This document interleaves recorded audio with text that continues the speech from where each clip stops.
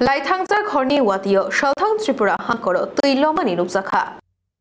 Laithangja khorni watio Shalthang Tripura hankoro tuilomani nukjakha. Howrah timani tui danger level laikha tei Chandrapur Assam Agartala laharobo tuiloma bai malkhungrok thanglai shu khlaina mothak jagi thangka. Burung khe borokrok shelter house o fainanangkha. Montriokra Professor Dr. Manik Shah MP Rajiv Bhattacharya Mayor Deepak Majumdar tei Shalthang Tripurani hangkorfa Chandrapuram teo berai naina thangka. Aboni ulo Dayananda Vidya Niketan Ramthakur Balika Bidyalay no kari tei kubuni shelter house no berai naikha. গত দুদিন ধরে প্রচুর বৃষ্টিপাত হচ্ছে শুধু ত্রিপুরাতে না সমস্ত নর্থ ইস্টার্ন জোনে আপনারা দেখেছেন শিলচর আসাম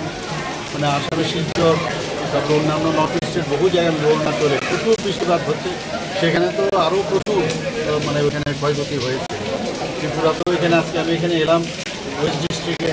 কালকে এবং আজকে মিলে প্রচুর বৃষ্টিপাত হয়েছে এবং আমাদের আগরতলা একটা সুবিধা হয়েছে কালকে জল কিন্তু এখানে জমেছিল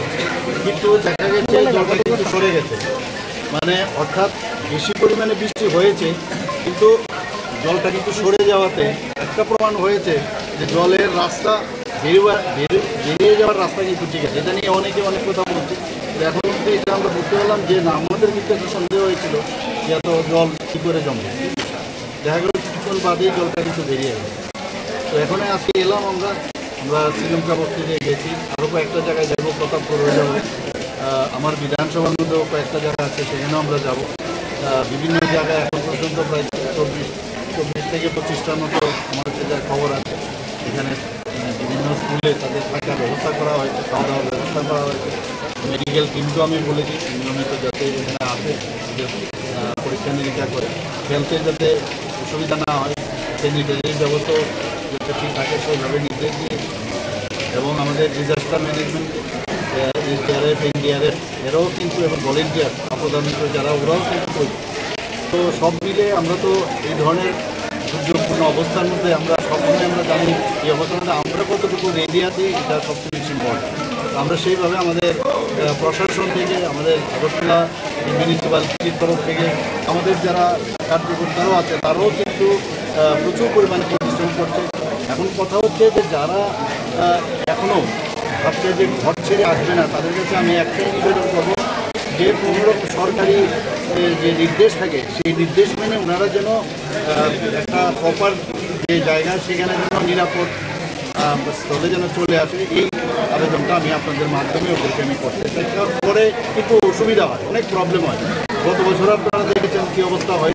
তো আমি একটা আবেদন রাখবো যারা এখনও মাইকিং করছে বিভিন্ন জায়গায় তারা যেন চলে আসে এবং